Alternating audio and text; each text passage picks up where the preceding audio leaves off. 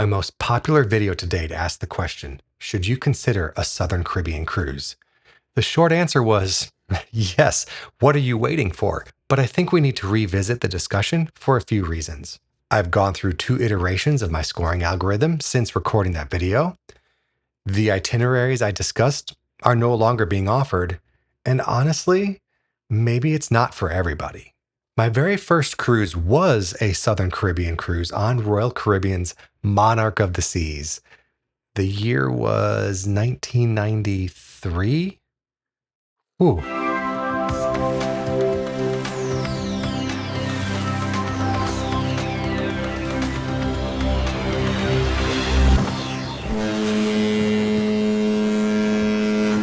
Hey, welcome to This is the Cruise. I'm Clint, and this is the channel where we look at upcoming cruise itineraries and try to find out if this is the cruise for you.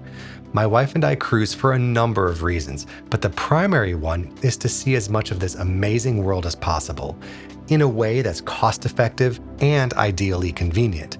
We want some relaxation, some adventure, and even some enrichment along the way. Because of that, we are very careful when we pick an itinerary. We care as much, if not more, about where the ship goes than the ship itself. That's not to say going on a cruise for the ship isn't a valid way to cruise. It definitely is. It's just not our primary reason. And that's why I made this channel, for those of you who are more like us. I created a rating scale out of 100 that looks at 10 factors for each destination, plus 5 additional factors when combined into an itinerary as a whole. It's all run through an algorithm co-developed by myself with a professor of statistics at a prestigious university and a computer scientist to make it all work.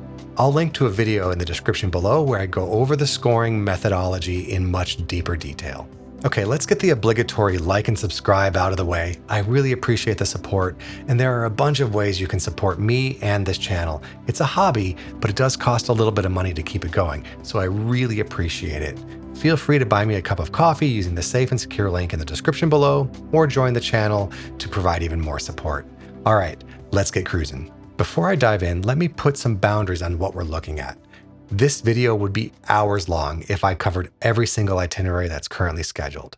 So here's our breakdown. The dates are for the last quarter of 2025 through the first half of 2027. At the time of recording, that's about as far as the schedule goes out. Next, we're looking at premium cruise lines: Celebrity, Holland America, Princess, and Virgin Voyages. Why not Royal Caribbean, Norwegian, MSC, Carnival, even Disney? Well, mostly due to time. And over a year ago, I covered a Norwegian itinerary that was almost perfect. If you want me to dig into any of the mainstream lines, let me know in the comments below which line you'd like me to cover. And of course, there's also the luxury and ultra luxury lines too. But I got to draw the line somewhere. Otherwise, this would take forever. So, late 2025 through early 2027 on premium cruise lines with an itinerary that features any Southern Caribbean island, even if it's only one stop on the itinerary. One final block of itineraries I'm leaving out is the Panama Canal cruises, since those focus on the canal and not the Southern Caribbean as the marquee destination. If I don't say that, I know someone's going to point it out and say that I missed all those itineraries. But don't worry, I have a Panama Canal video too that you can watch, and I'll link to that in the description below as well. Okay, I guess we need to agree on what constitutes the Southern Caribbean then. This isn't really that challenging, but some cruise lines will be a little more generous in what they count as Southern. But for our purposes, we're going to draw the line through the Lesser Antilles between Martinique and St. Lucia. It's a little strange because Martinique, up through Antigua at least, feel very similar to Southern Caribbean islands, even though they're part of the Eastern Caribbean. I've been to most of these islands and certainly have my favorites, but tell me in the comments below which one or two or three are your favorites. All right, let's start by looking at the Lesser Antilles Islands of St. Lucia. Very romantic, and right off the bat, probably my favorite Caribbean island overall. I love it. It's gorgeous. I prefer taking a boat to visit the Pitons, a UNESCO World Heritage Site, instead of a hot bus on winding roads. We've also ridden horseback on the beach, but here's a pro tip. Book this on your own, not through the ship. You'll have fewer people and more personal service, almost like you get the beach to yourself. Next is St. Vincent and the Grenadines. Not many itineraries visit here, which makes it a bit more special when you have one that does. It's a less touristy destination and great for those seeking adventure or relaxing on some of the most unique beaches in the Caribbean. Barbados is, kind of sitting over here, kind of by itself. We enjoyed a really nice catamaran ride and swimming with sea turtles on our last visit, but it's been a while since I've been here. I've also played golf here, but that was even longer ago. Then there's Grenada. I have a nephew who was born here, so it holds a special place in my heart. Definitely worth taking a tour of a spice or nutmeg factory. The aroma is captivating. And finally, there's Trinidad and Tobago. Technically, they're part of the Lesser Antilles, even though they sit on the South American continental shelf. Geology, intersecting with geography, interesting. Okay, we'll hop over to the Netherland Antilles, also technically part of the Lesser Antilles, also on the South American continental shelf. These are the ABC Islands. Let's start with Aruba for A. If I were heading back here, this would be a beach day, but you could also get in some enrichment by exploring the island history or interesting geology. There's quite a bit here. It's also a great place to scuba, which we did on our last visit here. Zipping over here, I actually prefer the water sports in Bonaire, particularly Klein Bonaire. Pro tip, don't book anything through the ship. If you want to snorkel or have a romantic getaway on an undeveloped beach, get off the ship, make a left, go to the water taxi tent, book your trip there. You'll save a ton of money and have more flexibility and time to explore, of which you will have plenty of time. Don't worry. Then there's Curacao. I loved walking around and exploring Willemstad. It's such a cool city with amazing people. You'll want to check it out. But I will say that there's apparently some great diving spots here, like Bonaire, even though Aruba tends to get most of the attention. Of the three ABCs, if we had to pick only one, it would be Bonaire, but Curacao is a close second for us. All right, how is the Southern Caribbean different then from the Eastern Caribbean? Well, first, it's easy to look at the ABCs because they're pretty flat, and most importantly, they get very little rainfall and are desert islands, which is unique for sure. And because they are so different than the rest of the Caribbean, it's worth cruising to them. I'll link to a video where I discuss the ABC itinerary specifically in the description below. The Eastern Caribbean also has some larger islands like Puerto Rico, and some cruise lines consider the Dominican Republic and Haiti as Eastern Caribbean cruises, though that's a bit of a stretch. They're worth visiting. I don't think I would call them Eastern Caribbean. As far as the other Southern Caribbean islands, honestly, they're very similar to the majority of Eastern Caribbean islands. For example, Dominica and St. Lucia have very similar vibes. There are differences, but it almost comes down to comparing one island against another rather than a categorical difference. All Southern Caribbean islands have the best beaches, and all Eastern Caribbean islands have the best cities. This is not true. Each island is unique in its own way. In other words, overarching generalizations are difficult because both areas are really lovely. But there is one big potential downside to the Southern Caribbean: getting there. If you live in the US, it's easy to depart on a cruise from Florida, either Miami or Fort Lauderdale, but it's a long way to the Southern Caribbean. That means more sea days, which are days you could be spending time in port. And that could just be fine for you. Maybe you're on the perfect ship where you want to spend most of your time and the ABCs are just a bonus. No problem there. It's just not what we prefer. I think both preferences, as I said before, cruising a ship or cruising for the destination, are equally valid. The world wouldn't be that interesting if we were all the same. I'd love to hear what you prefer, though. Okay, so here I have all of the Southern itineraries I've analyzed, 92 of them, all on premium cruise lines. That's a lot.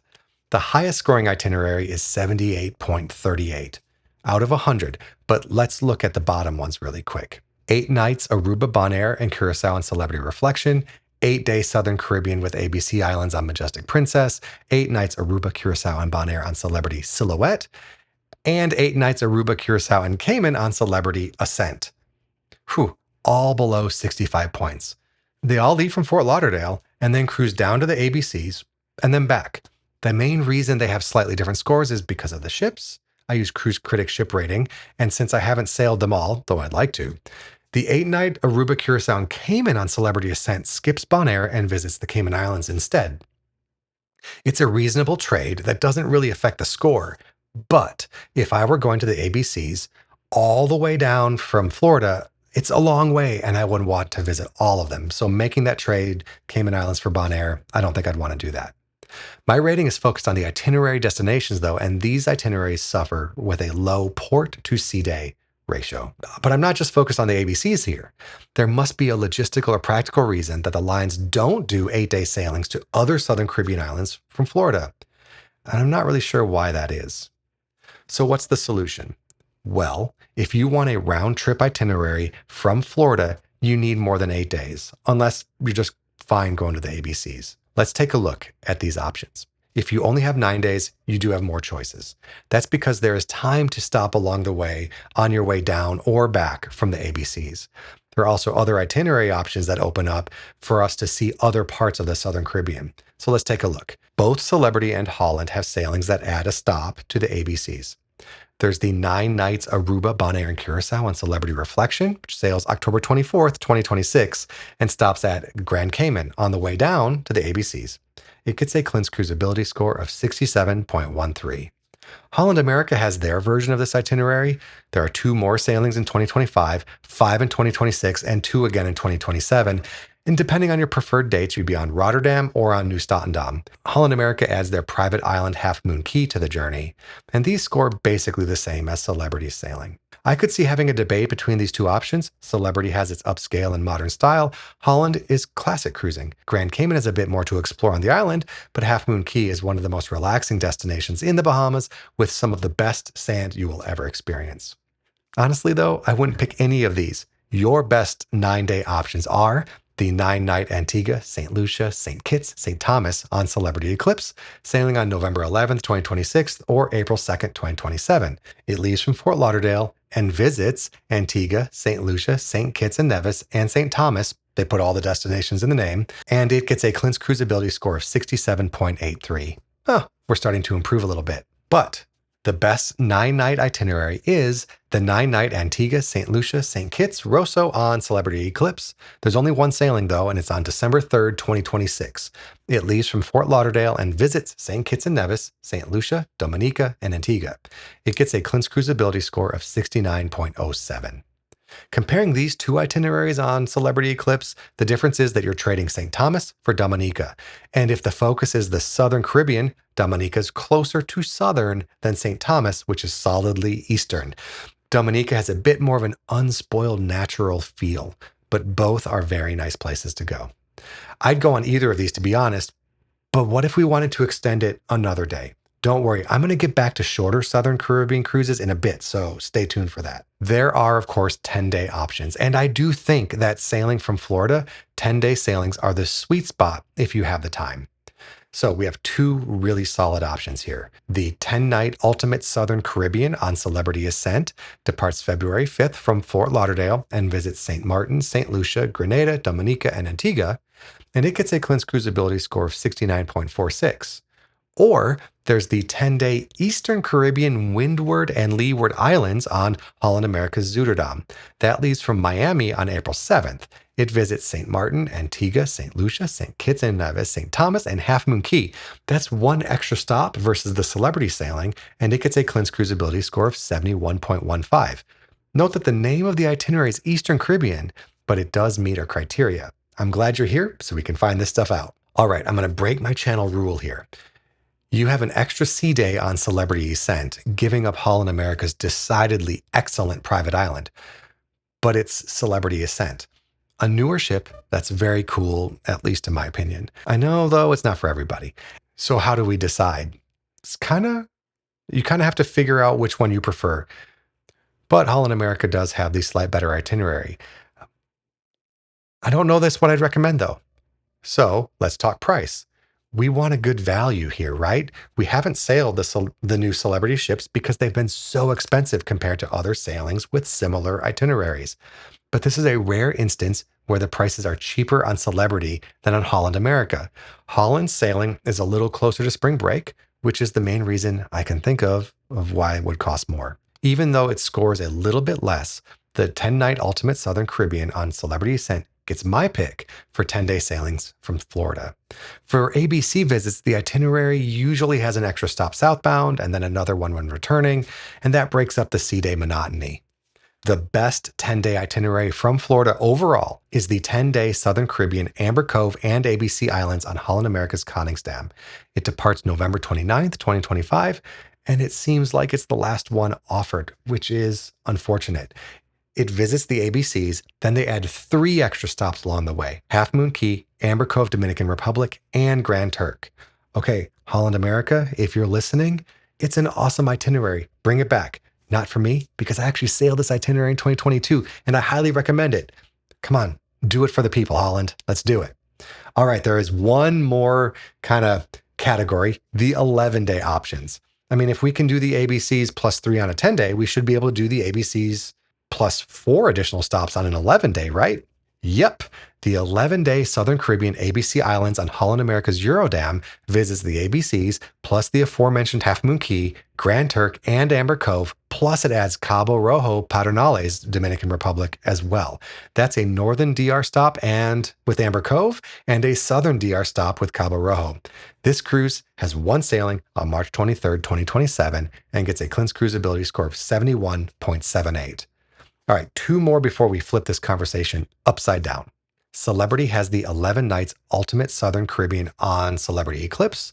It sails February 8th, 2027 from Fort Lauderdale and visits St. Kitts, St. Lucia, Barbados, Grenada, Dominica, and St. Martin.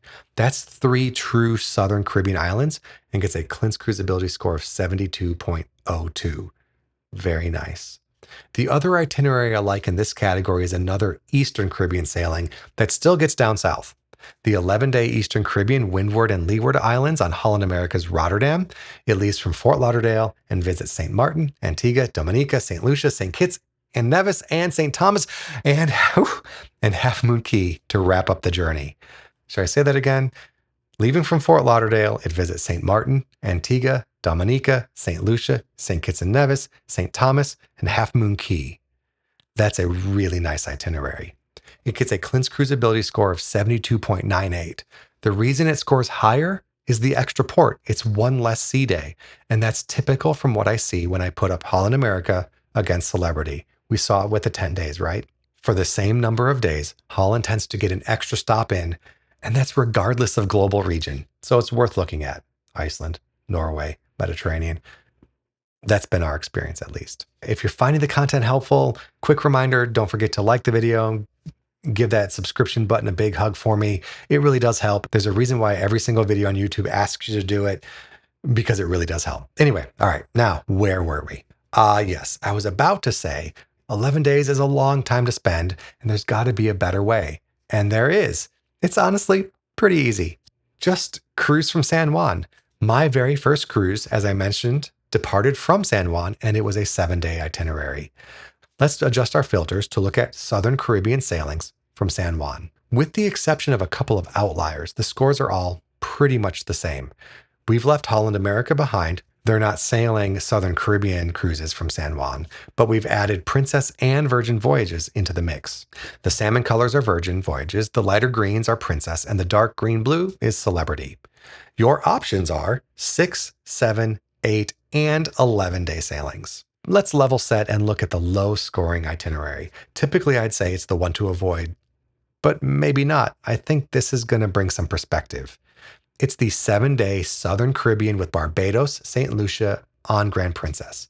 Obviously, we leave from San Juan for all of these, and this one sails on either December 7th, 2025 or January 11th, 2026. And it visits Barbados, St. Lucia, Antigua, Tortola, and St. Kitts with one sea day. That's one day exclusively on the ship, and it's your first day. Time to explore, settle in before all of these incredibly beautiful stops. This one gets a Clint's Cruisability score of 68.07. The ship, Grand Princess, scores lower than most in this category at only 3.5, according to Cruise Critic. That's affecting the score a little bit.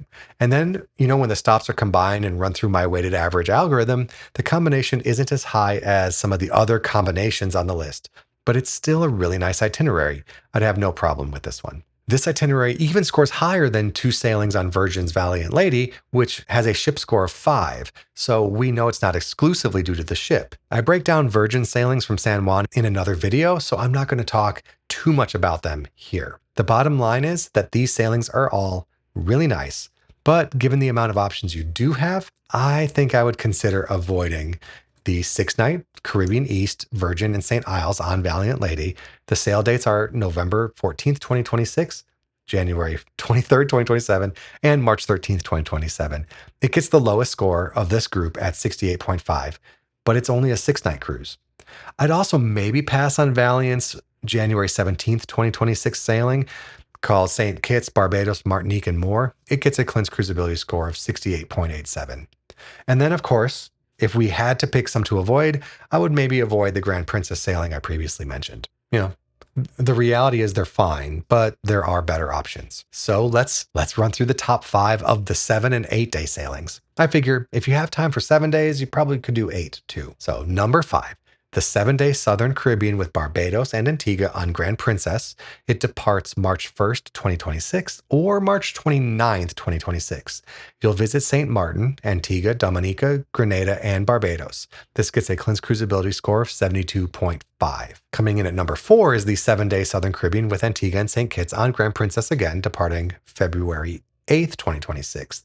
You'll visit St. Thomas, St. Martin, Antigua, St. Kitts, and St. Lucia, just one Southern Caribbean island there, with a cleansed cruisability score of 72.56.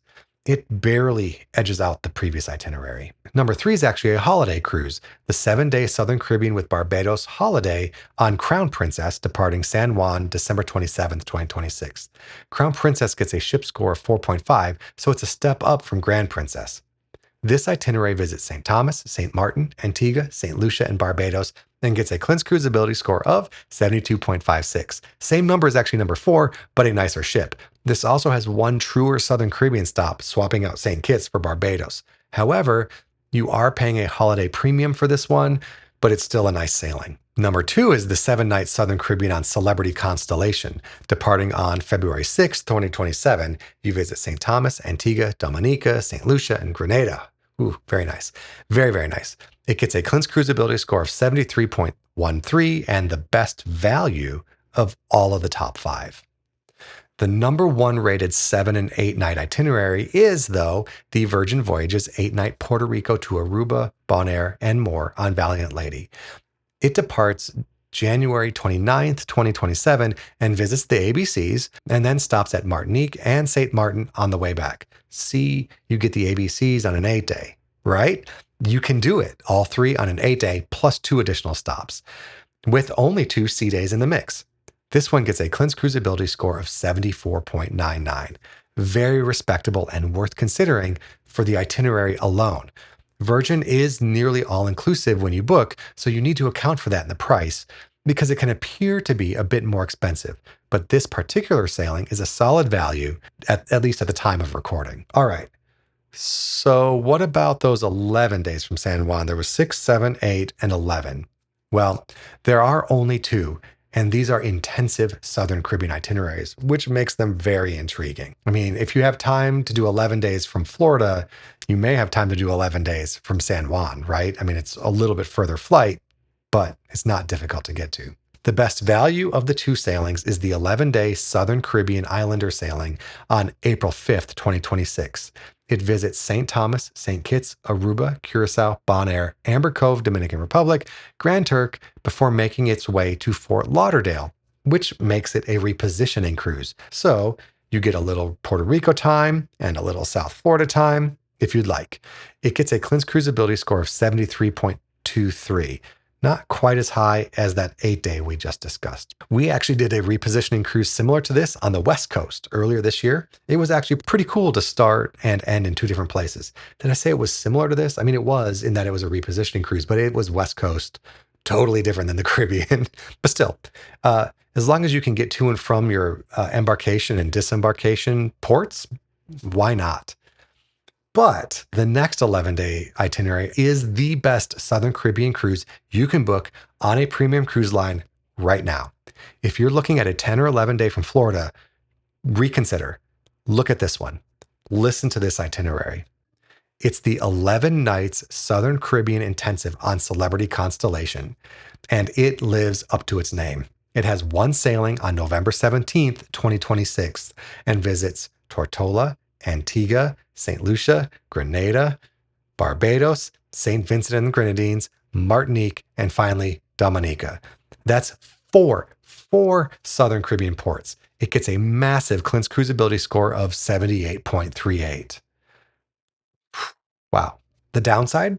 It is a little bit pricey. At least it's above average of the itineraries departing from San Juan. Virgin has a few holiday sailings that are way more expensive, but that's about it. If we look at it from a dollar per scored point perspective, it doesn't fare very well either. It's $27 per point, and the 11-day sailing on Grand Princess, the repositioning cruise, is $20. But wait one second, and this really truly surprised me, and not in a clickbaity sort of way. What if we throw the sailings from Florida back into the mix? Well, that completely changes the picture. Looking at just the 10 and 11-day sailings, the best scoring itinerary is maybe only a touch above average in price, but also performs very well when looking at it from a value perspective. I mean, no one wants to overpay, even if the itinerary is the best itinerary possible. There comes a point when it's really just not a good value, and this one holds up really, really well. Way to go, Celebrity. I'm truly impressed. I wish there was one extra port in the mix at this price though, but this one would be high on my list of considerations for sure. And clearly my top pick of all of the Southern Caribbean itineraries on premium cruise lines during these date ranges. So I love this itinerary. I highly recommend it, but is it for everybody? 11 days is a long time. The dates are during school when kids are in school, so it's going to be a little bit better, if you don't have young kids, which is honestly great. I don't know that I'd want to bring my young kids on an 11-day Southern Caribbean intensive cruise. That's a lot, right? But just about anybody else, this is great. It's for just about everybody, honestly. If it's in your budget, it's worth it. And if it fits in your schedule, what are you waiting for? And with that, stay happy, stay healthy, stay cruising.